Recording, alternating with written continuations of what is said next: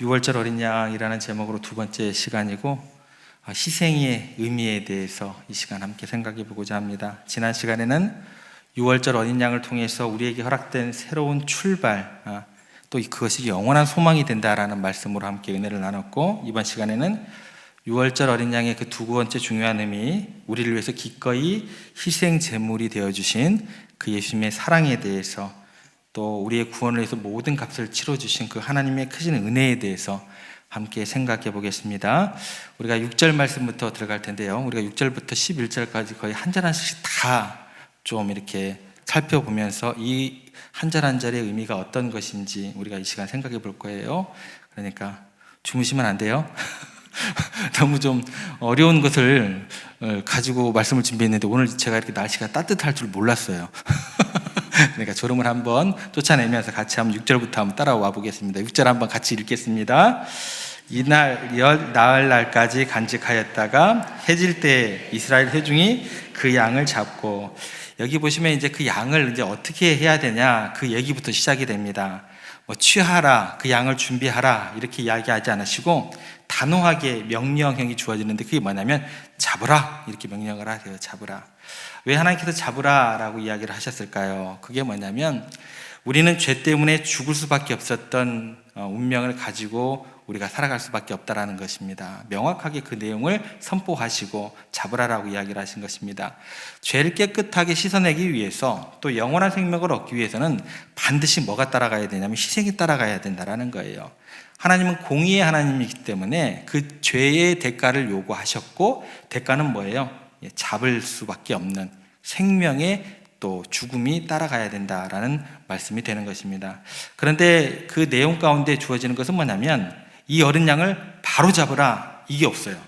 그죠? 잡으라라고 했는데 바로 잡으라고 하지 않으시고 그 앞에 단서가 붙어요. 무슨 단서가 붙냐면 무려 4일 동안, 그죠?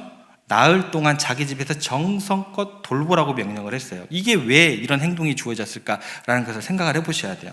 왜 하필 4일 동안 이렇게 돌보라고 하셨을까? 그 첫 번째는 뭐냐면 이 양이 흠이 있는 양인지 재물에 적합하지 않은지, 흠이 없는 존재인지 순전한 존재인지 꼼꼼하게 살펴보는 시간을 갖는 것입니다. 그러니까 하나님께 드려질 예물 자체는요, 항상 작은 흠이라도 있으면 안 된다라는 거예요. 그렇기 때문에 나흘이라는 시간이 주어진 게 되는 거예요. 또 하나는 이 나흘이는 어떤 의미가 주어지게 되냐면 이스라엘 백성들이 그 곧 다가올 구원에 대한 것들을 기대하라는 거예요. 기대하고 그 희생의 의미가 무엇인지 마음 깊이 준비하고 생각하는 거룩한 시간으로 여기다라는 거예요. 그러니까 그들이 하나님의 구원을 간절히 기다리면서 눈앞에 있는 어린 양을 통해서 다가올 그 크신 은혜를 묵상하는 시간으로 그들이 삼아야 된다라는 것입니다. 이 장면을 통해서 우리가 어느 장면으로 연결시키면 가장 좋냐라고 생각했을 때, 예수님께서 십자가에 달려 돌아가시기 전 장면으로 그 그림을 한번 옮겨보세요. 이 어린 양을 나흘 동안 같이 데리고 있는 이스라엘 백성들하고 예수님께서 이 땅에 오셔서 십자가에 달려 돌아가시기 전에 제자들과 함께 보내셨던 그 마지막 시간이 어떠했을까라는 그 장면을 떠올리셔야 돼요. 겟세마네 동산에서 흘리셨던 그 간절한 땀방울, 여러분들에게 느껴지셔야 돼요. 제자들에게만 느껴지면 안 되고, 사랑하는 제자들과 그 마지막 식사, 마지막 만찬 했을 때 그 제자들의 마음, 예수님 마음이 어땠을까? 그 모든 순간들이 어디를 향하게 되냐면 우리를 위해 십자가를 지시기 위해 희생을 준비하시는 거룩한 과정으로 연결되더라는 거예요. 또한 6월절 어린 양은 어떻게 된다고요? 흠이 없다라는 거예요. 흠 없는 어린 양이었다라는 것입니다. 예수님께서 흠이 있는 분이 아니시잖아요. 그죠?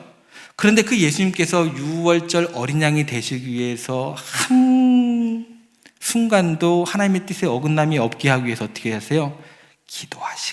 기도하시고 땀이 피가 되도록 그렇게 결단하시고, 죄가 없으신 거룩한 분이신데 뭐 그렇게 구별되게 드릴 필요가 뭐가 있냐라는 거예요. 왜요?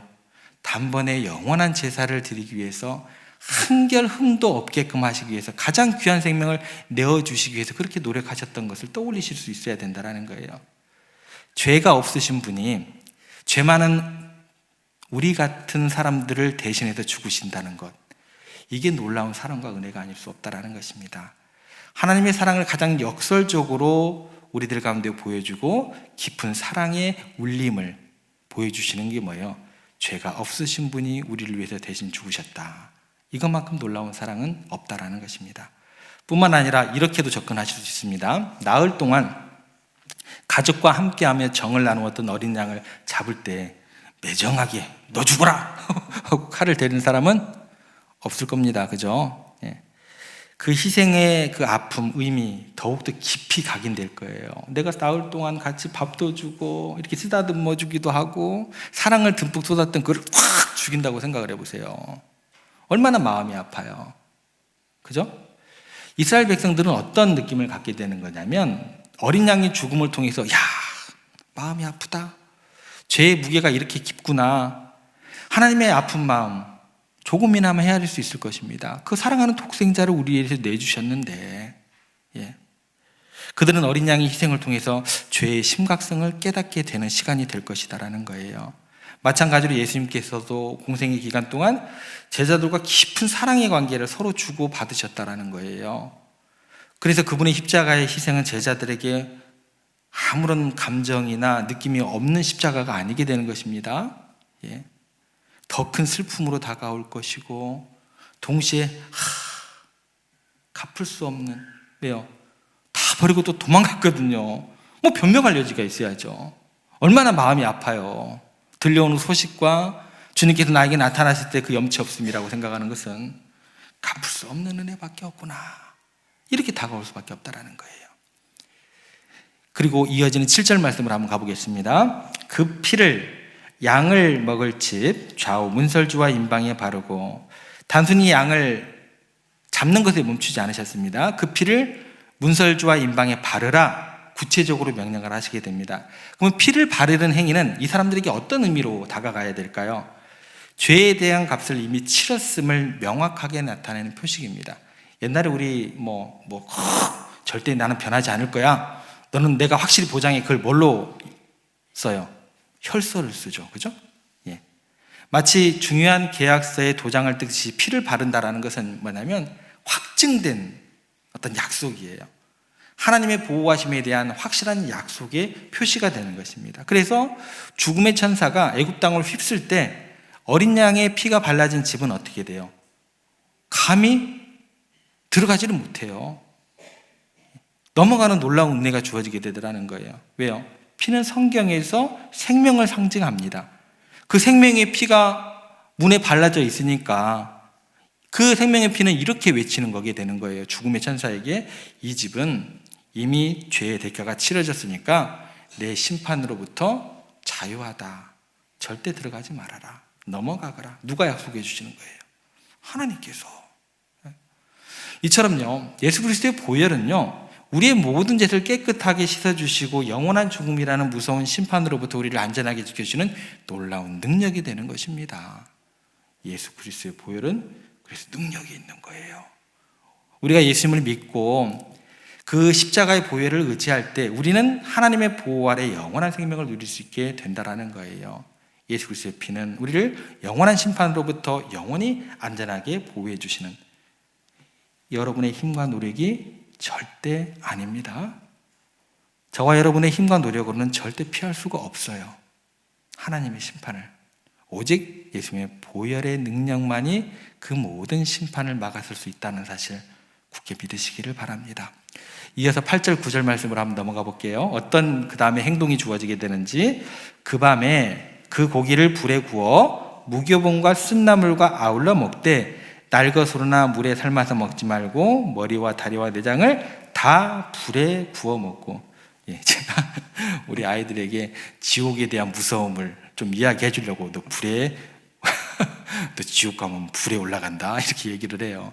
불은 굉장히 두려움의 어떤 고통의 어떤 그 상징이 되는 것입니다. 성경에 하나님께서 지금 고기를 날것으로나 삶아 먹지 않고 반드시 불에 구우라고 명령을 하세요. 왜 그러셔야 했을까요?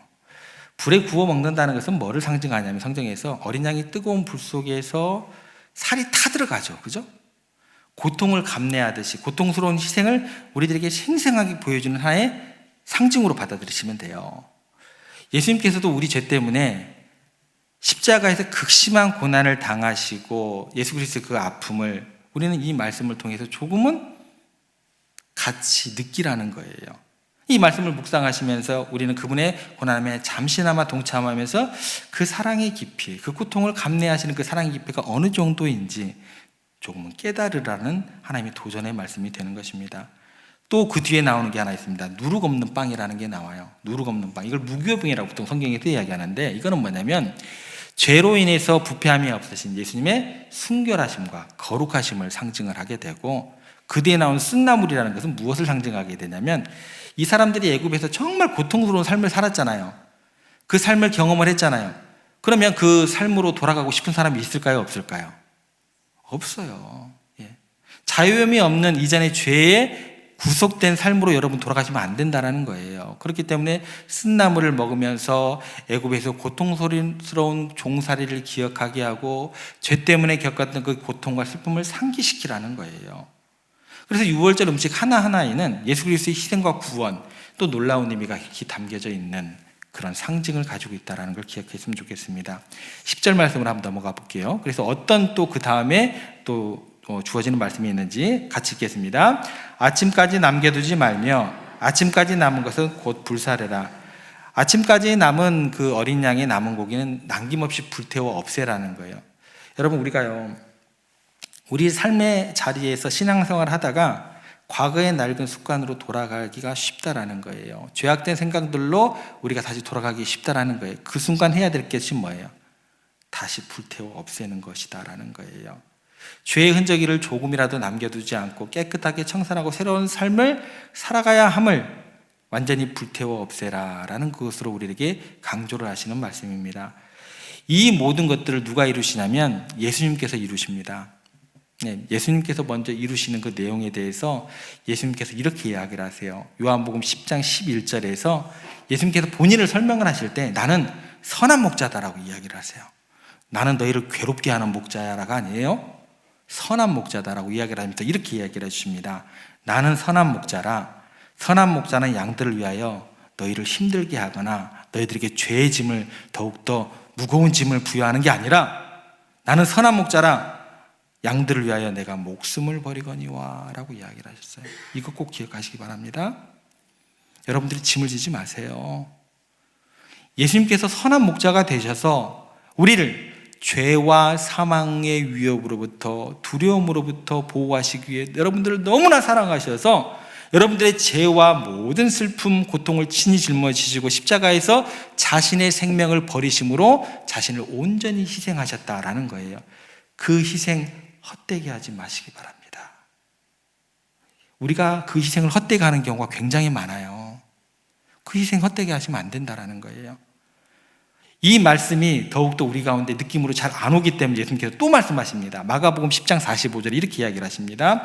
인자가 온 것은 너희들 나 제대로 섬겨 똑바로 해, 그게 아니에요. 섬김을 받으려 함이라. 내가 너희들 섬겨야 돼. 내 목숨을 너희들을 위해서 희생할 거야. 그거 하기 위해 왔어 라고 이야기를 하고 있어요. 이게 뒤바뀌면은요, 여러분들 힘들어져요. 이거 절대 뒤바뀌면 안 됩니다.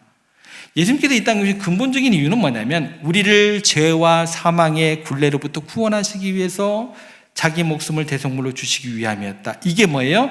이게 복음의 핵심입니다. 이게 우리를 향한 놀라운 사랑의 증거가 되는 거예요. 내가 어떤 사람을 사랑한다고 막 사랑 고백을 했는데 나는 그따위 사랑 필요 없어, 내가 할 거야 라고 한다고 한다면 이것처럼 허무한 사랑은 없는 거예요. 이것처럼 무가치한 희생은 없게 되는 것 없습니다. 그런데 여러분들, 이 말씀을 가지고 더욱더 접근할 때 여러분들에게 더 큰 은혜가 되는 말씀이 있어요. 로마서 5장 10절 말씀, 더 놀라운 진리를 우리 가운데 선포하십니다. 한번 같이 읽고 큰 위로와 힘이 되시기를 바랍니다. 한번 같이 한번 읽어보겠습니다. 곧 그의 아들의 죽으심으로 말미암아 하나님과 화목하게 되었은즉 화목하게 된 자로서는 더욱 그의 살아나심으로 말미암아 구원을 받을 것이니라. 여기 딱 보면 어떤 얘기냐면 내가 하나님을 잘 알아요, 몰라요? 잘 몰라요. 필요 없다라는 거예요. 알든 잘 모르든 필요 없어요. 우리가 하나님을 알지 못하고 죄 가운데 거했다라는 것 자체가 문제가 돼요, 안 돼요? 안 돼요. 잘 알지 못하고 죄 가운데 거하면서 하나님과 멀리 떨어져 원수처럼 살아가고 있던 그때에 하나님께서 여러분들을 먼저 사랑하셔서 독생자 예수 그리스도를 보내시고 희생을 하셨다라는 거예요. 화목제물로 삼으셨다라는 거예요. 내가 하나님과 원수 되었을 때 아무런 가치도 없는 그때에 우리를 위해서 그 아들이 화목제물이 되셔서 엄청난 대가를 치러 주셨기 때문에 나는 목사가 될 수 있는 거예요. 여러분은 믿음의 백성이 될 수 있는 거예요. 하나님의 자녀가 될 수 있는 거예요. 하나님께서 뭐라고 얘기를 하시냐면 우리에게 내가 너희를 위해서 이토록 큰 대가를 치렀으니까 제발 두려워하지 말아라. 이 값을 치른 것이 헛되지 않도록 해라. 속히 이 복음 받아들이고 예수님을 영접하고 영생을 누려라. 참 자유를 누려라. 이렇게 간절하게 말씀하고 계시는 우리 하나님이십니다. 그래서 11절 말씀에 보면 다급하게 어린 양을 먹으라고 나와요. 야, 좀 생각해보고 네가 그 사랑에 합당한지 안 한지 좀 생각해보고 그 복음 받아들여라 이렇게 얘기를 하지 않으세요. 11절의 말씀에 보면 뭐라고 얘기하는가 한번 보세요. 어린 양을 어떻게 먹으라고 얘기하는지 저희들 함께 읽겠습니다. 너희는 그것을 이렇게 먹을지니 허리에 띠를 띠고 발에 신을 신고 손에 지팡이를 잡고 급히 먹어라. 이것이 여호와의 유월절이니라. 어때요? 막 신 신고 밥 먹을 때 신 신고 먹으면 돼요, 안 돼요? 안 되잖아요. 예, 어디 밥상에 신발 신고 앉아요. 근데 뭐라고 해요? 허리에 띠를 탁 띠고 발에 신을 신고 손에 지팡이 짚고 야, 천천히 먹어가 아니고 급히 먹어라. 당장이라도 애굽을 떠나서 약속의 땅으로 긴 여정을 시작할 준비를 다 마친 사람처럼 자세를 갖추고 먹으라는 거예요. 여러분, 급히 먹으라는 것은 뭐냐면 이 복음을 듣는 순간 생각하지 마세요.